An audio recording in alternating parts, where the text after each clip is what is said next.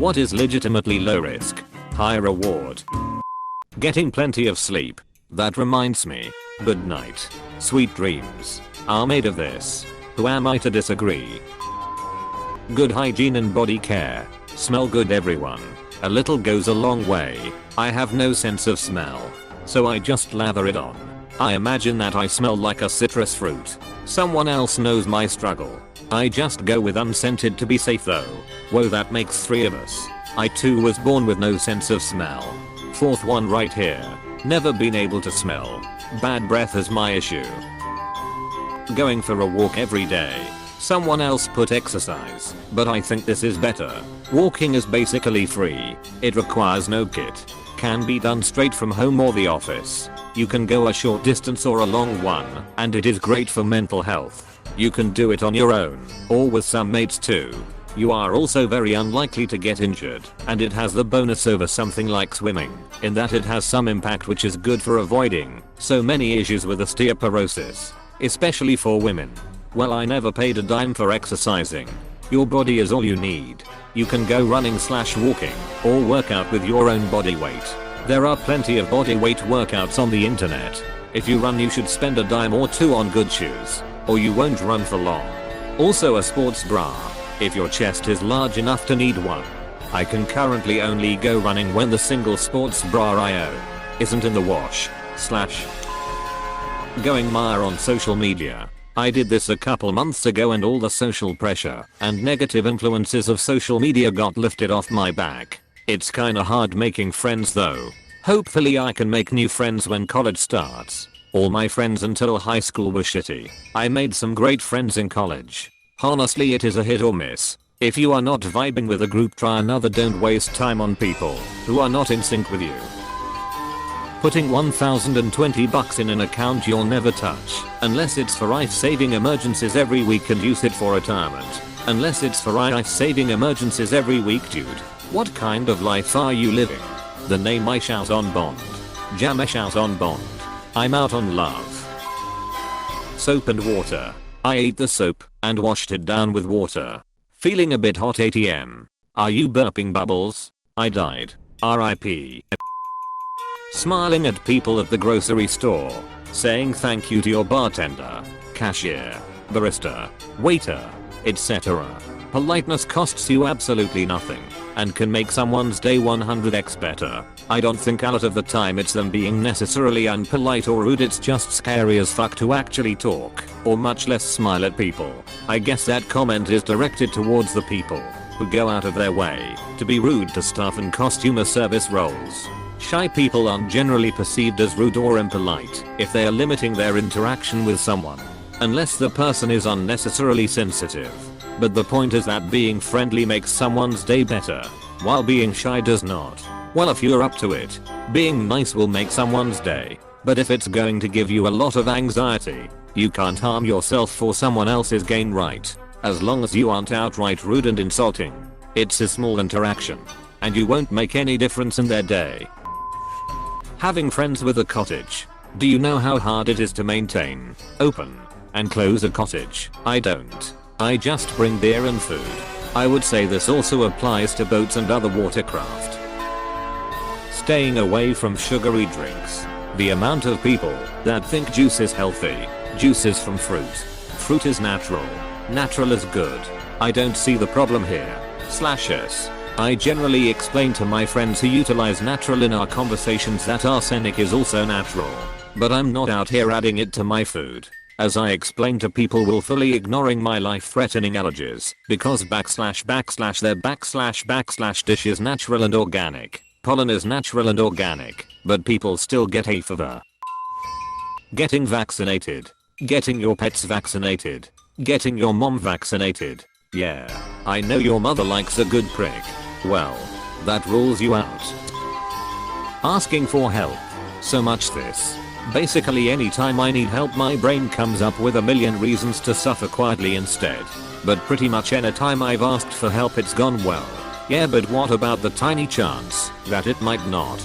Shut up, brain. They're all going to think you're weird and needy. Eating different colored vegetables more. The purple potatoes I can do. But where the fuck am I going to find a lime green carrot? Reading, writing, arithmetic, science, masturbation, learning how to cook. Hundreds of videos out there made by very talented chefs that'll teach you to make a recipe, and more importantly teach you why their method works. Joshua Weissman, J. Kenji Lopez Alt, Babish, Sam the cooking guy. Learn to cook. He says, low risk. Tell that to the rue burn on my nipple. True story. Maybe I shouldn't cook naked. At least wear an apron. Don't tell me how to live my life. Don't complain about the scars. No pain, no gain. Exercise. If you know what you're doing. Otherwise the risk factor goes up a bit. Had a friend who took up running.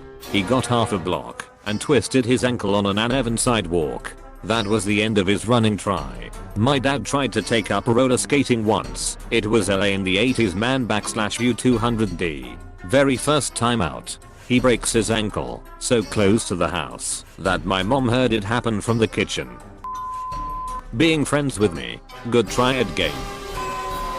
Drinking enough water. No risk, high reward. Just make sure it's clean water or the risk is too high. Yes, I'm pretty sure there is a too much water. 9 liters is fatal. Being nice to people. There is a risk. Some people learn to take advantage of it. Be nice. Just not unconditionally. It's a risk, but it is low risk if you are good at discerning friend from friend. Being nice doesn't mean saying yes to everything.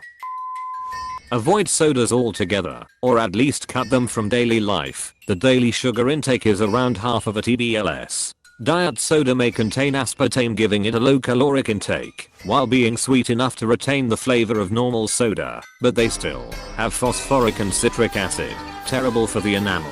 Some studies show that nutritional insufficiency can cause shin splints, because soda bogs down the body through the lack of vitamins and nutrients, because you're trying to metabolize those unnecessary calories, and you continue to do the same strenuous activities, while making little to no progress. I have cut out soda and candy, but I can't stop eating ice cream and cookies every day.